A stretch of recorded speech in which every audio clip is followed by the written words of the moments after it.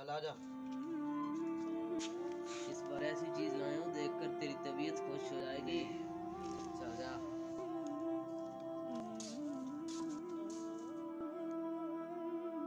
अब तक जितनी भी लड़कियां आई हैं ना, सबसे अलग हो तुम। ये क्या, तुम रो क्यों रही हो? मैंने तुम्हारी कीमत दी है, मुझे खुश करो। बेशक ये और पैसे रख लो। मुझे डर लग रहा है। किससे डर लग रहा है तुम्हें? अल्लाह से। क्या? परेशान नहीं हूँ, मेरे शोहर का इंतकाल हो गया है।